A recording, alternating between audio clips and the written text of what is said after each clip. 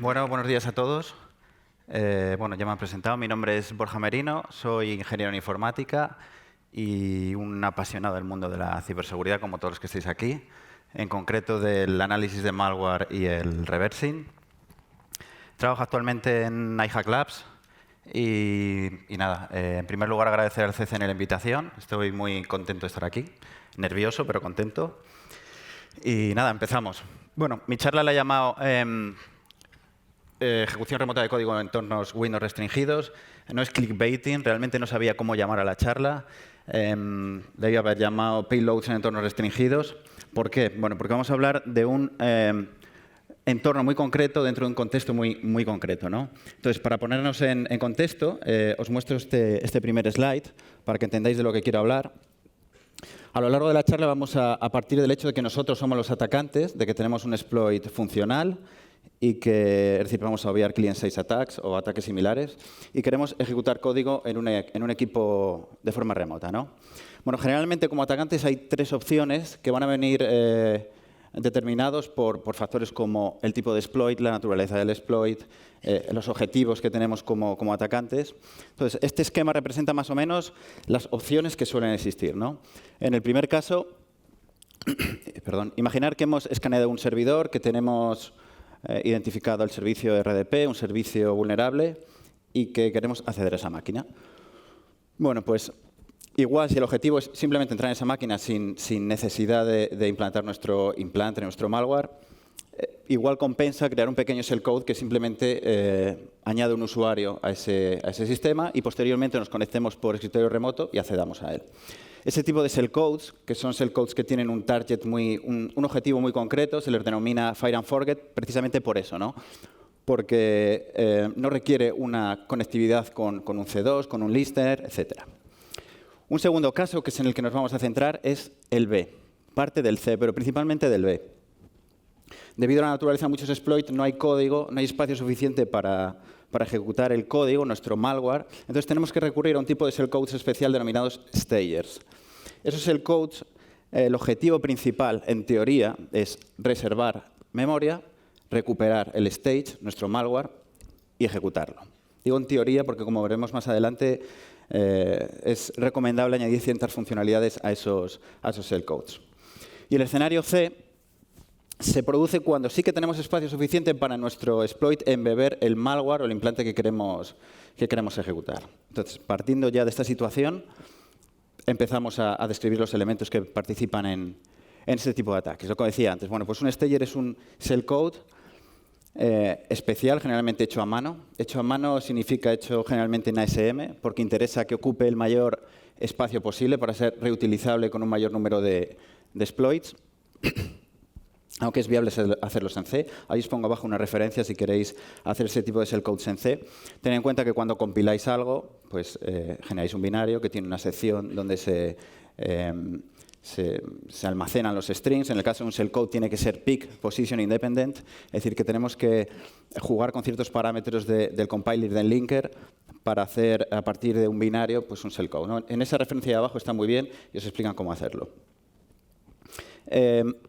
Luego lo veremos, los stagers en teoría surgen como necesidad ante el requisito que comentaba antes. No hay espacio para ejecutar código, lo tenemos que recuperar y ejecutar en memoria. Y, muy importante, lo que subrayo de abajo, son independientes de nuestro malware. Podemos reutilizar este tipo de shellcodes para nuestros propios implantes. Y este es un ejemplo, esto es una herramienta que hice hace tiempo. No trata de ser una herramienta muy profesional, simplemente funcional. Y el objetivo era pues, que mis propios binarios que ya tenía compilados, algunos de los cuales no tenía el código fuente, pues ejecutarlos directamente en memoria. No como un elemento de postexplotación, sino en memoria. ¿Cuál era el problema? Pues lo que comentaba. No quería volver a compilar el binario para que se ejecutara de forma reflectiva en memoria. Entonces dije, bueno, pues me creo una DLL intermedia, la llamé Pazuzu, en la cual embebo el binario que quiero ejecutar en memoria. Esa DLL la voy a enviar como el stage que recupera el stager y lo que va a hacer es, se va a cargar de forma reflectiva, el código de la DLL va a encontrar mi binario y va a cargar de forma reflectiva mi binario. Es decir, habría como dos niveles de reflectividad para ejecutarlo. Lo importante aquí es que veáis que yo estoy reutilizando stagers, en este caso de Metasploit, para ejecutar mis propios implantes. Esta es otra herramienta que me gusta bastante, que se llama Amber y que el objetivo es prácticamente el mismo, pero funciona de otra manera. Amber funciona de la siguiente manera. Le proporcionáis un binario de entrada y va a generar un fichero de salida.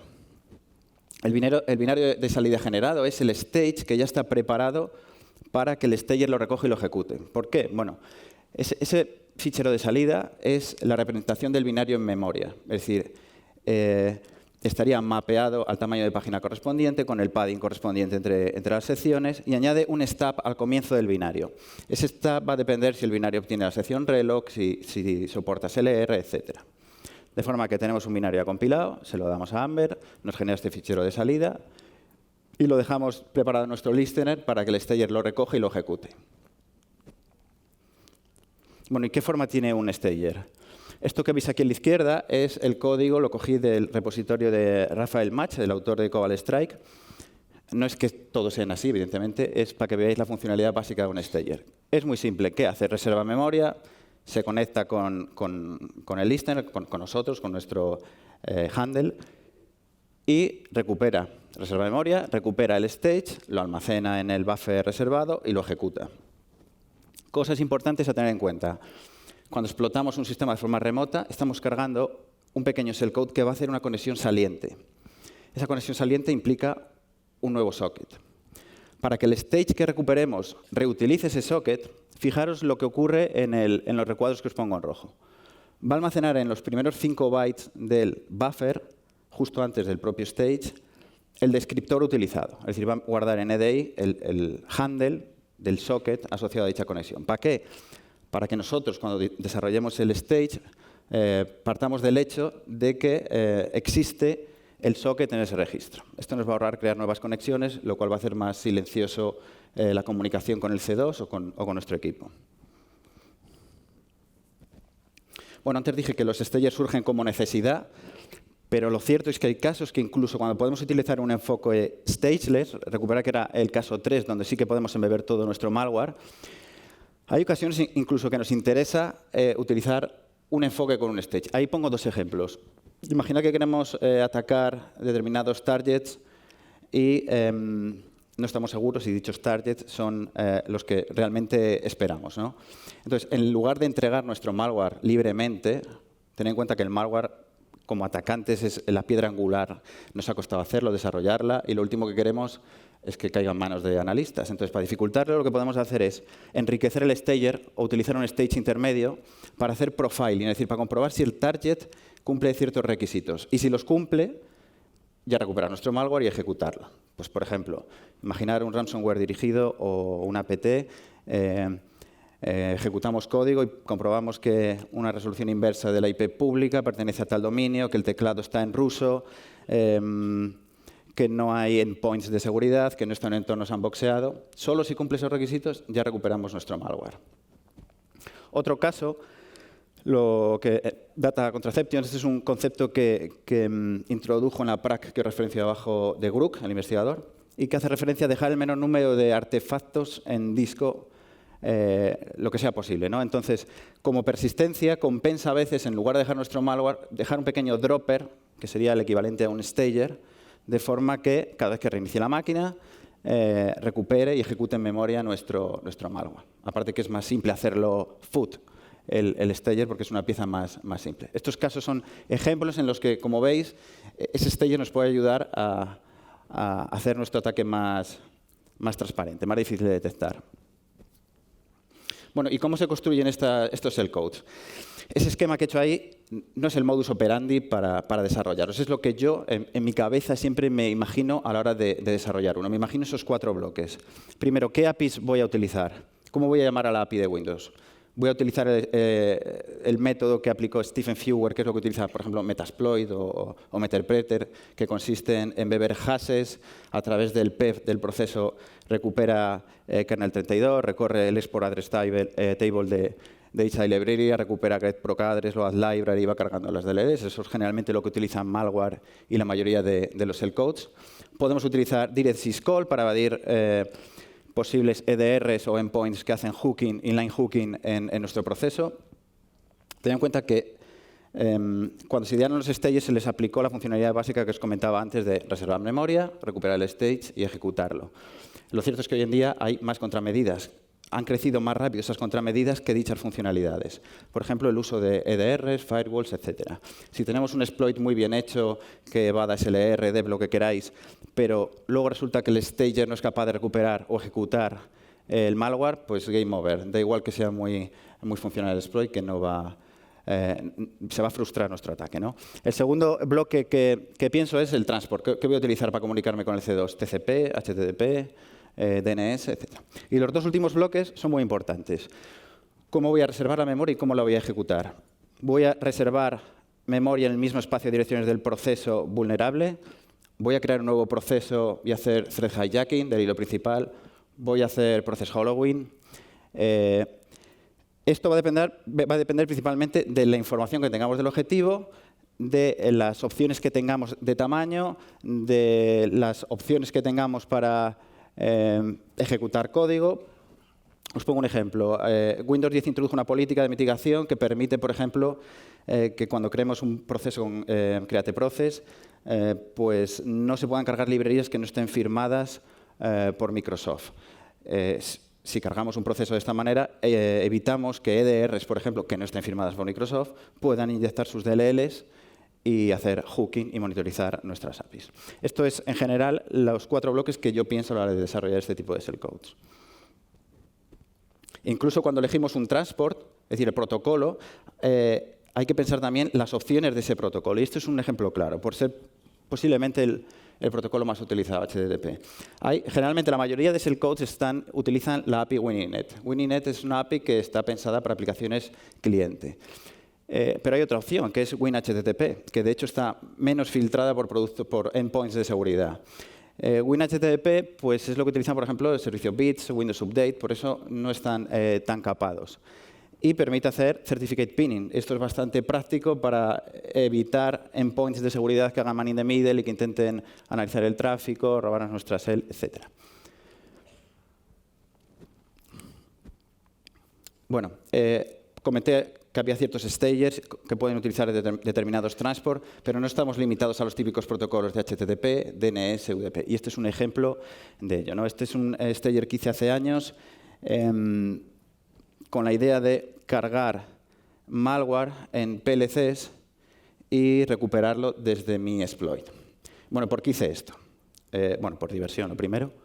Pero lo segundo, porque tras indagar por Censys, SODA, como bien conocéis, pues vi que había muchos PLCs que permitían las escrituras en lo que se denominan holding register. Muchos PLCs tienen registros que emplean para que la estrategia del PLC pues utilice variables temporales para actuar en función de esas variables con la operativa de los dispositivos conectados. Y lo cierto es que hay muchos PLCs por ahí expuestos que ofrecen memoria y que no tienen protecciones de escritura activadas. Entonces, es viable escribir en esos registros, crearte un stager y cuando lances un exploit, ese stager recupere directamente de PLCs el payload correspondiente. Aquí hay algunos problemas y es que la estrategia puede escribir en tu stager y estropear tu código, pero puedes hacer un pequeño CRC para comprobar que está bien o no, y si está mal, tiras de otro PLC. Yo hice pruebas con bastantes. Primero leía durante X tiempo este tipo de registros para ver si había escrituras y si veía que no se escribía nada, pues directamente cargaba ahí el payload. Es gracioso porque igual estás cargando un keylogger en un PLC en China que está gestionando la temperatura de un jacuzzi. Esto es simplemente una prueba de concepto con un keylogger que me encontré por ExploitDB de menos de 500 bytes. Y bueno, simplemente son las tramas que envía el stager. Este stager realmente, para que os hagáis una idea, ocupa menos de 600 bytes, una cosa así. O sea, que es asumible para utilizar. ¿Qué es práctico? Pues no lo sé, pero es divertido. Bueno, ¿cuáles son los principales inconvenientes de los stagers que conocéis? Cuando hacéis cursos, estáis en casa, probáis laboratorios, todo funciona muy bien, lanzamos un meterprete, recuperamos, tenemos una shell, etc. En la práctica, en muchos sitios, cuando lanzamos un exploit, con que estén medianamente securizados, medianamente securizados implica simplemente una DMZ que prohíba el tráfico saliente, pues no nos va a funcionar. El exploit va a funcionar, pero el stage no va a ser viable recuperarlo. Bueno, ¿y por qué? Recordar antes, el stage hace una conexión saliente nueva. Si hay un firewall que bloquea esa conexión, se acabó. ¿Qué métodos existen para evadir firewalls y mejorar nuestro exploit? Bueno, pues lo primero es intentar buscar un leak del handle asociado al socket. Ahora veremos lo que es eso. Básicamente implica, una vez que tenemos un exploit funcional, hacer un esfuerzo adicional para identificar en algún lugar relativo, imaginaos en el stack, en una estructura en el stack que apunta a otra estructura, en algún sitio que sea alcanzable dicho descriptor. De esa manera podemos utilizar la propia conexión generada por el exploit para recuperar el stage y evadiría ese entorno. Si no es viable utilizar ese enfoque, existen técnicas, algunas de ellas muy antiguas, como las que os pongo ahí abajo. FindTag, FindPort, Out of Band Data. Básicamente se basan en hacer fuerza bruta a la tabla de handlers del proceso explotado. Lo cierto es que muchas de estas técnicas no funcionan bien, son antiguas, requieren un esfuerzo abismal. Para que hagáis una idea, FindTag consiste en, cuando enviáis el exploit, enviáis una serie de bytes adicionales que tenéis que calcular que queden en el buffer de entrada del socket correspondiente. Luego el stager empieza a recorrer cada uno de los handlers mirando por esos tags. En la práctica, ¿qué pasa? Que igual otro hilo lee de ese descriptor, lo cual corrompe esos bytes y no lo encuentra, etc. FindPort es un enfoque similar. La idea es embeber en el stager el puerto origen de los paquetes que yo como atacante envío. En la práctica, ¿qué pasa? Si estáis detrás de un entorno NAT, PAT, Port Address Translation, mejor dicho, pues no va a encontrar vuestro stager. Entonces, lo que voy a explicar a continuación son algunas técnicas que a mí personalmente me han servido. Algunas son modificaciones de técnicas muy antiguas y otras son pues, técnicas ad hoc a casos concretos con los que me he encontrado. Como estoy hablando de handlers y de sockets, para aclararlo. Bueno, ¿qué es un descriptor? O, por ser más purista en el entorno Windows, ¿qué es un handle? En Windows sabéis que a la hora de gestionar recursos, esos recursos vienen representados por objetos, kernel objects, que no son más que estructuras con información, con subestructuras. Esos objetos no son alcanzables directamente desde Ring 3, desde espacio usuario, por seguridad. Entonces, Windows añade un nivel de indirección por medio de unas tablas que se denominan handle table, ¿no? Cuando abrís, por ejemplo, un fichero con la API create_file, recibís un índice realmente a una de esas tablas. Esas tablas también residen en el espacio del kernel, son alcanzables a través de la estructura de process. Entonces, cuando, por ejemplo, abrís un socket, creáis una variable mutex, un objeto mutex, perdón, cuando creáis un fichero, recibís un índice dentro de esa tabla. Esa tabla va a contener pues, la dirección del objeto de memoria, los permisos, etc. La idea, cuando hablaba antes de hacer fuerza bruta a los handlers, es ir recorriendo. Esos índices son múltiplos de 4, ir empezando por el 4, por el 8, por el 12, etcétera, etcétera, e ir preguntando por la característica correspondiente al socket correspondiente. Bueno, todo esto que os comento, diréis, bueno, esto está muy bien, pero en la práctica, bueno, pues en la práctica tener cierta destreza en este tipo en el arte del shell coding, por así decir, pues puede marcar la diferencia entre tener éxito en una operación o no. Y esto es un ejemplo de ello. Esto, la gente de Malwareloop CERT hace años identificó una serie de vulnerabilidades en el controller de Poison Ivy. ¿Qué es lo que hicieron? Comprometieron la infraestructura de los malos, en este caso APT1, que si no recuerdo mal está asociado a China, y consiguieron una shell remota. ¿Qué pasa? Obtuvieron una shell remota, pero esa shell no pasaba por los proxies de los malos. Y esto se dieron cuenta, los echaron. ¿Qué es lo que hicieron? Hicieron un shellcode a medida que lo que hacía era recorrer, explotaban el controller, recorrían todos los sockets a la escucha en determinados puertos y mataban el proceso asociado a esos sockets. Después de matar los procesos, hacían binding en el mismo puerto, de tal manera que se conectaban posteriormente pasando por su proxy. Más ejemplos.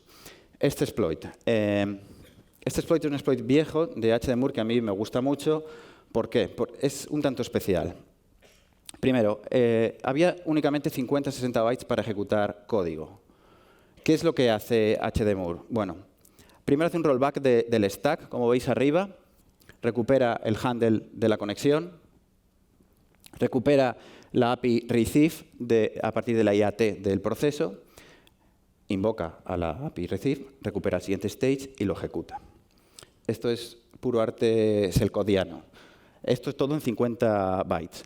Fijaros, aparte, que no existen null bytes. Si veis los opcodes de las instrucciones, no hay ningún byte. Por ejemplo, en el offset 1C podéis ver que hace un move de AX de 40, 11, 50 FF y luego hace un shift to the right de 8 bits para evitar hacer un move del 0040, 1150 directamente. Esto es totalmente old school y es maravilloso.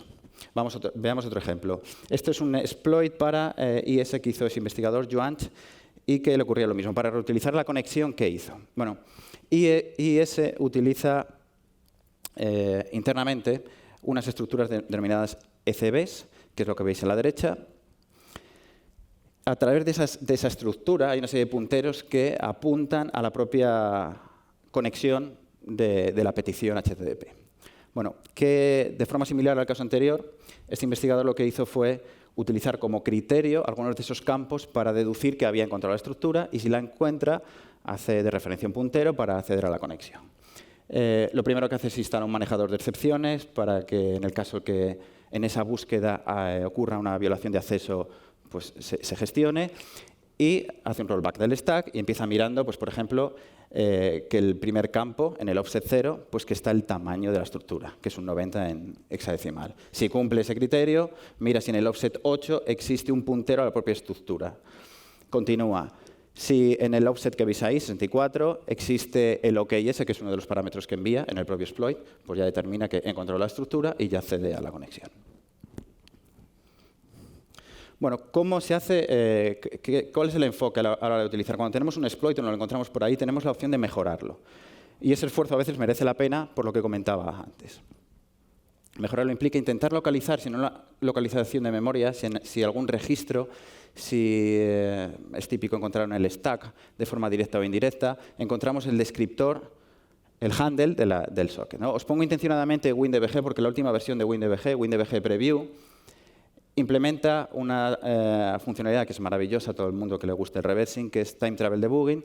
Te permite básicamente guardar en un fichero de sesión toda tu sesión de debugging, de forma que podéis guardar ese fichero, ir a otro equipo y podéis seguir haciendo reversing como si estuvierais en el equipo inicial, ¿no? No solo eso, sino que podéis hacer reversing en orden inverso. Podéis hacer un step in, paso a paso hacia atrás, de forma que si estáis investigando, pues yo que sé, una vulnerabilidad, se produce una excepción, resulta muy fácil identificar el origen de esa excepción sin necesidad de intentar replicarlo, ¿no? Para el caso que nos atañe aquí, que es la búsqueda de socket, es muy práctico. ¿Por qué? Bueno, WinDBG exporta un data model que es accesible a través de JavaScript y podéis hacer taint analysis de forma que, por ejemplo, podéis poner breakpoints en APIs que generen sockets, como Accept, WSAccept, etc., o APIs que gestionen socket, por ejemplo, receive, send, y hacer un seguimiento de cómo esos sockets fluyen a lo largo de la ejecución del programa. Cuando se produce la excepción, es más fácil identificar dónde se encuentran esos sockets. Bueno, ¿qué hacer cuando no es viable o no identificamos un socket de forma manual? Bueno, pues hay una serie de técnicas. Yo voy a poner alguna de ellas que me han servido a mí. Esta técnica yo no la he encontrado, me sirvió a mí para un caso muy particular, no la he visto in the wild y os la comento. Imaginaros un servicio donde los clientes que hacen uso de ese servicio requieren conexiones que duran muy poco, 1 segundo, 2 segundos o incluso menos. Imaginaros un servidor de impresión, un servidor DNS, etcétera, ¿no? Donde los clientes se conectan y se desconectan rápidamente. Bueno, ¿qué podemos hacer? Los sockets tienen asociados un tiempo de vida. Ese tiempo de vida no son más que los segundos que llevan en ejecución. Creáis un socket, pasan 10 segundos, pues su tiempo de vida son 10 segundos. Bueno, ¿qué podemos hacer en nuestro stager? Cuando ejecutamos código, bueno, perdón, creamos una conexión a 3 pasos con dicho servicio, esperamos X tiempo, 10 segundos, por ejemplo, y lanzamos nuestro exploit. El stager lo que va a hacer es va a ir recorriendo cada uno de los descriptores que os mostraba antes, cada una de esa tabla, cada uno de los índices de esa tabla, preguntando, ¿tienes un tiempo de vida superior a 10 segundos? No, pues paso al siguiente. ¿Tienes un tiempo de más de 10 segundos? Sí. Pues determino que he identificado el socket y así puedo reutilizar ese socket. Otra técnica interesante, apoyándose en out-of-band data. Esta técnica no es nueva, se menciona en la prac que os referenciaba antes. Si bien es cierto que yo no he encontrado implementaciones para Windows, yo hice la mía personal. El único exploit funcional que he visto es para Linux, en el que se ha utilizado esta técnica, que lo referencio ahí abajo. ¿Cuál es la idea? Bueno, la idea es utiliza un enfoque similar al anterior, solo que en este caso se aprovecha de esa funcionalidad que tiene TCP. TCP soporta lo que se llama out-of-band data. Es un out-of-band lógico, obviamente, no es un canal adicional. Esto se traduce a que determinados flags TCP, por ejemplo, el flag URCH se activa y es una forma de avisar al peer que recibe esa información porque hay datos que quieres priorizar. En la práctica no se utiliza. A veces lo utilizan algunos servicios para informar de un error. Lo interesante es, podemos lanzar nuestro exploit, marcar esos paquetes con ese flag. Aparte del flag se marca un offset que no es más que un puntero, que es un offset dentro del payload de lo que enviamos al dato que queremos dar importancia, ¿no? De forma que nuestro stage lo que va a hacer es preguntando en cada uno de los sockets si tiene ese flag activado y si está, determina que lo ha identificado. Bueno, esto simplemente para que veáis la diferencia entre una reverse shell típica que utilizáis, donde hay dos conexiones, una la generada para ejecutar código y otra saliente, frente a el mismo exploit reutilizando sockets, ¿no? Pues hay una conexión, eso dificulta bastante la detección desde un punto de vista de firewalls stateful, sin lugar a dudas. Bueno, y otro enfoque, diferente a hacer fuerza bruta, por así decir, a la tabla de descriptores, es hacer rebinding. He puesto esta captura intencionadamente, esta presentación, fijaros, lo resalto en rojo, es del 2002, hace más de 15 años, de un grupo de hackers conocido que se llama The Last Stage of Delirium, y que ya hablaban, como veis, de estas cosas. ¿Cuál es la idea de esta técnica? Bueno, en lugar de recorrer los descriptores, lo que podemos hacer es explotamos un proceso, inyectamos código en otro proceso, matamos el proceso original y hacemos binding de ese socket en el nuevo proceso. Cierto es que muchos papers viejos suelen migrar a procesos como CMD, etcétera, pero en la práctica hoy en día, si migráis un proceso a cualquier proceso que no tiene permitido hacer binding, pues el firewall de Windows os va a alertar de que no se puede, de que tenéis que habilitarlo. ¿Qué se puede hacer? Bueno, podemos hacer una especie de fork lógico, evidentemente. Windows no soporta, el subsistema de Windows no soporta la API fork. Un fork me refiero a crear un nuevo proceso de sí mismo. Entonces, imaginaros, explotamos un proceso. Creamos un nuevo proceso del mismo binario. Para acceder al path de ese binario no hace falta ni llamar ninguna API de Windows. A través de la estructura que veis ahí abajo, alcanzable a través del Process Environment Block, es viable. Bien, creamos ese proceso como suspendido. Inyectamos código, que será la bin shell. Ese código viene precedido por un pequeño sleep. Y luego hacemos thread hijacking para que, recordad que el hilo principal está suspendido, apunte al nuevo código. Hacemos un resume thread de ese thread y matamos el proceso original. ¿Qué vamos a conseguir? Que muera el primer proceso y que el segundo haga binding en el socket correspondiente. Es importante hacer thread hijacking por varios motivos. Al hacer thread hijacking nunca se llega a ejecutar el código del propio fork del proceso. Y esto es importante porque a veces algunos procesos comprueban si ya está en ejecución, comprobando variables mutex, event, etcétera, lo cual frustraría el ataque porque moriría, ¿no? Y hay otra ventaja adicional, que al hacer thread hijacking estamos de cara a algún endpoint que busque hilos raros, por ejemplo, que el start address parte de una dirección de ejecución o que no esté respaldada en disco por un binario. En este caso no, porque el start address es legítimo. Bueno, el shellcode que hemos inyectado en el nuevo binario, que hará binding en el socket correspondiente, hay un pequeño problema y es que un cliente, imaginaros, en el caso anterior, ese puerto que veis ahí, el 13579, es del controller de plugx. El problema es que si hacemos binding, una posible víctima puede conectarse y quitarnos nuestra shell. ¿Qué podemos hacer? Pues esas bin shell que hemos inyectado en el nuevo proceso, pues podemos hacer una especie de ACL bin shell, ¿no? Hay una callback que se ejecuta con la llamada wsAccept y podemos, pues por ejemplo, determinar que solo determinada IP o determinado puerto puede acceder a ella. Bueno, estas técnicas hay más técnicas. Por ejemplo, hay una API que es NT Query System Information. Si estás en un proceso con un integrity level de medio, se pueden hacer cosillas para identificar handlers de otros procesos. En la práctica, pues no es viable utilizar estas técnicas en muchas aplicaciones, sobre todo complejas. Yo, donde las he utilizado generalmente son con controllers de ciertos malware. ¿Por qué? Pues porque por la forma en la que están desarrolladas son aplicaciones que suelen ser simples, suelen tener un hilo principal, llega una conexión, crea un hilo para cada conexión. Pero lo cierto es que aplicaciones más complejas, primero, a veces no tenemos ni acceso en el espacio de direcciones al socket. Segundo, a veces conseguimos acceso a dicho socket, pero otro hilo hace algo raro y rompe nuestro código, etc. Eso que veis abajo de Stager Hunter fue una especie de experimento que hice en mi casa. No trataba de ser muy científico, pero la idea fue pues, poner varios servicios. Con Frida inyectaba, hacía hooking de las funciones vulnerables, de forma que cada vez que lanzara un exploit, un buffer overflow, pues volcaba disco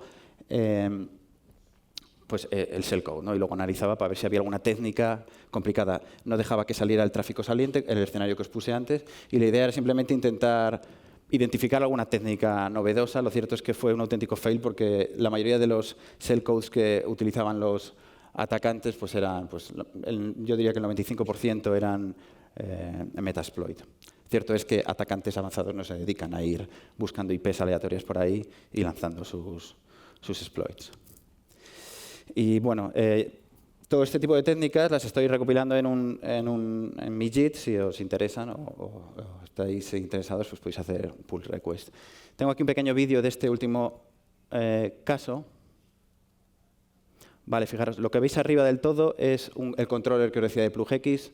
Bueno, eso es Process Hacker. Fijaros que hay un proceso en ejecución escuchando en ese socket. Y esto es el debugging del shellcode que os comentaba antes. Se ha creado un proceso nuevo de sí mismo, en modo suspendido.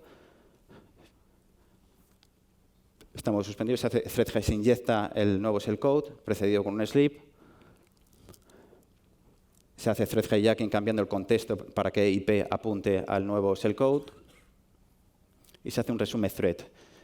El resume thread va a dar lugar a que se ejecute el sleep, para que dé tiempo a que se muera el proceso principal, y el nuevo proceso, el nuevo shellcode, pues quedaría a la escucha del proceso original. A partir de ese momento ya podríamos lanzar nuestro stage. Y nada más, si tenéis alguna duda, pues estoy encantado de contestaros. Gracias.